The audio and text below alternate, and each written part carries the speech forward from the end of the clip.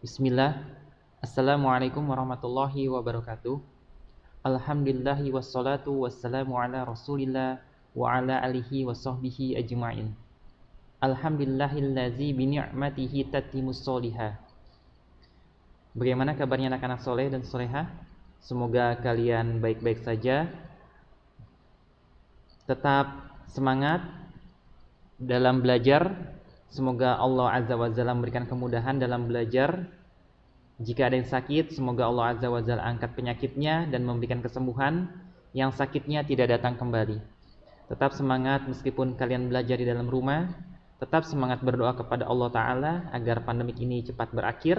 Dan tetap menjaga kebersihan dimanapun kalian berada. Dan jangan lupa memakai masker jika akan keluar rumah. Sebelum memulai belajar, kita awali dengan membaca doa terlebih dahulu agar Allah Azza wa Jalla memberikan kemudahan dalam belajar dan memberikan kemuliaan terhadap ilmu yang kita pelajari. Allahumma inni as'aluka ilman nafi'a wa rizqan thayyiba wa amalan muttaqabbala. Baik, kita masuk ke pelajaran tentang Rasulullah sallallahu alaihi wasallam di kota Madinah ya. Lanjutan yang sebelumnya ya, pelajaran 3. Bahwasanya seperti yang sudah dijelaskan, Rasulullah Shallallahu Alaihi Wasallam itu singgah di Bani An-Najjar pada hari Jumat tanggal 12 Rabiul Awal 1 Hijriah bertepatan dengan tanggal 20 September ya, tanggal 27 September 622 Masehi ya. Pada saat itu onta beliau berhenti dan menderum di hamparan tanah di depan rumah Abu Ayyub ya. Maka beliau bersabda, disinilah tempat singgah ya, insya Allah ya. Jadi langkah pertama yang Rasulullah Shallallahu Alaihi Wasallam kerjakan adalah membangun masjid ya. Di tempatnya adalah di tempat menderumnya onta ya.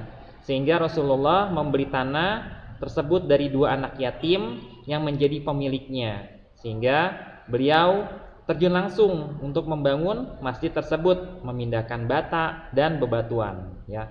Rasulullah Shallallahu Alaihi Wasallam bersabda, ya Allah, tidak ada kehidupan yang lebih baik kecuali kehidupan di akhirat, maka ampunilah orang-orang Ansor dan Mujahirin. Adalah Masjid Quba pada saat ini ya.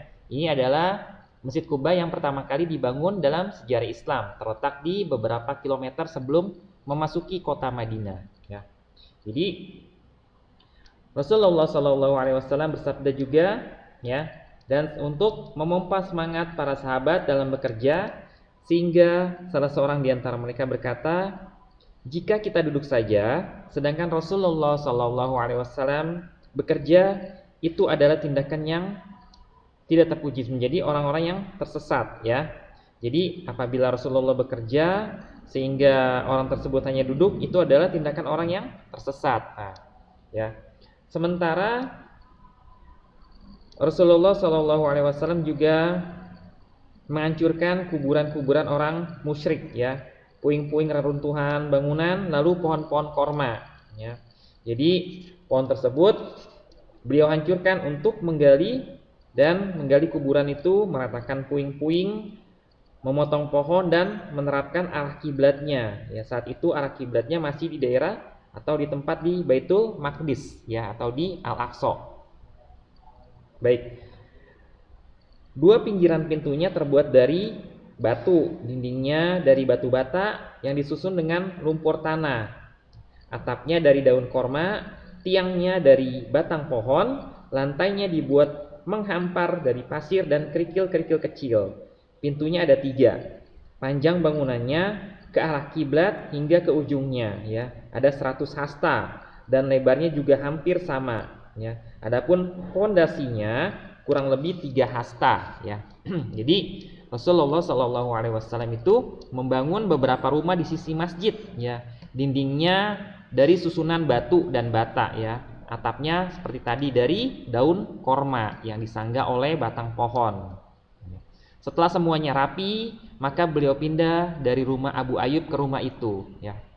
Sehingga masjid itu bukan sekedar untuk tempat melaksanakan sholat semata, tapi juga untuk sekolah bagi orang-orang muslim, untuk menerima pengajaran Islam dan bimbingan-bimbingannya, sebagai balai pertemuan dan tempat untuk mempersatukan berbagai unsur ya, kekabilahan dan sisa-sisa pengaruh perselisihan semasa jahiliyah, untuk juga mengatur segala urusan dan sekaligus sebagai gedung parlemen untuk bermusyawarah dan menjalankan roda pemerintahan ya. Jadi masjid tersebut juga berfungsi sebagai tempat tinggal orang-orang muhajirin yang miskin yang datang ke Madinah tanpa memiliki harta ya, tidak mempunyai kerabat dan masih belum berkeluarga ya.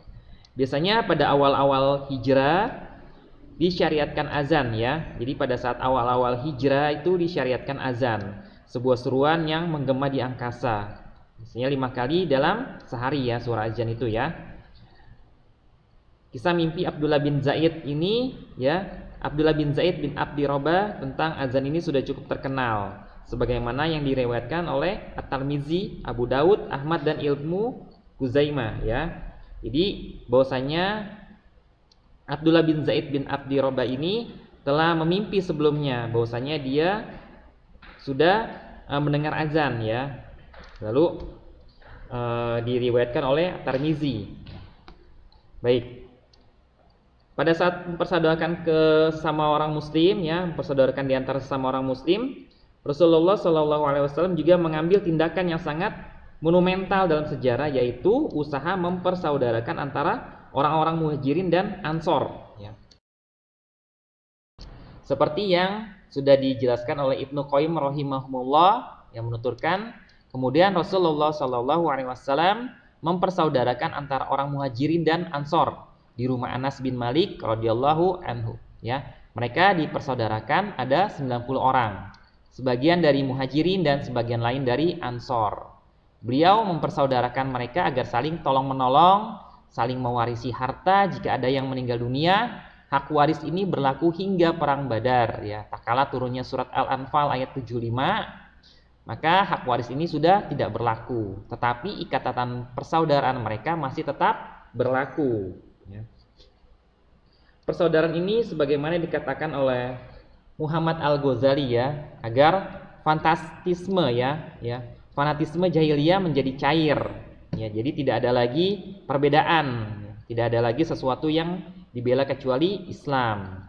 Rasulullah SAW menjadikan persaudaraan ini sebagai ikatan yang benar-benar harus dilaksanakan, bukan sekedar hanya omong saja ya. Jadi persaudaraan ini merupakan tindakan nyata. Dorongan perasaan untuk mendahulukan kepentingan yang lain, saling mengasihi dan memberikan pertolongan benar-benar bersenyawa atau bersamaan dengan persaudaraan ini, mewarnai masyarakat yang baru dibangun dengan beberapa gambaran yang mengandung decak kekaguman ya. Jadi bahwasanya Rasulullah itu mempersaudarakan antara kaum muhajirin dengan kaum ansor itu bukan hanya semata-mata karena perbedaan, tapi karena ingin ketakwaan ya.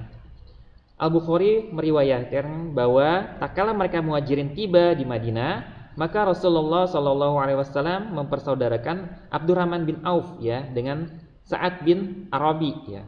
Sa'ad berkata kepada Abdurrahman, sesungguhnya aku adalah orang yang paling banyak hartanya di kalangan Ansor, maka ambillah separuh hartaku ini menjadi 2 ya.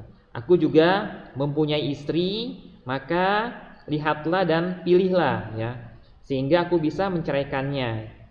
Nah, tapi Abdurrahman bin Auf berkata, semoga Allah memberkahi bagimu dalam keluarga dan hartamu. Tapi Abdurrahman bin Auf itu hanya ingin ditunjukkan kemana arah pasar ya. Ini adalah suatu akhlak dari sahabat Rasulullah, bahwasanya dia tidak menginginkan suatu harta, tetapi ingin persaudaraan itu terus berjalan ya. Maka orang-orang menunjukkan pasar Bani Koinuka ya. Atas berapa lama kemudian dia sudah mendapatkan sejumlah samin ya, sebuah makanan ya, dan keju ya, jika pagi hari dia sudah pergi untuk berdagang. Itu adalah akhlak dari sahabat Rasulullah bernama Abdurrahman bin Auf ya. Diriwayatkan dari Abu Hurairah berkata bahwasanya orang-orang Ansor berkata kepada Nabi SAW, bagilah kebun korma milik kami untuk diberikan kepada saudara-saudara kalian ya. Lalu mereka mendengar dan kami taat ya. Tetapi tidak perlu jawab beliau, cukuplah kalian memberikan bahan makanan pokok saja, dan kami bisa bergabung dengan kalian dalam memanen buahnya. Ini merupakan menunjukkan seberapa jauh kemurahan hati Ansor terhadap saudara-saudara mereka di Muhajirin. Mereka mau berkorban, lebih mementingkan kepentingan saudaranya, mencintai dan menyayanginya. Sungguh besar memang kehormatan yang dirasakan oleh orang-orang Muhajirin. Mereka tidak menerima dari saudaranya Ansor kecuali sekedar makan yang bisa menegakkan tulang punggungnya. Ini adalah persaudaraan ini benar-benar merupakan tindakan yang sangat tepat dan bijaksana. Karena itu bisa memecahkan sekian banyak problem apabila ada masalah yang dihadapinya, maka orang-orang muslim seperti yang sudah kami syaratkan di atas itu dapat berdiskusi atau bermusyawarah. Baik, ini adalah penjelasan singkat dari poin A digabungkan dengan poin B tentang kaum Muhajirin dan Ansor. Semoga pembahasan singkat ini dapat kalian pahami dan dapat kalian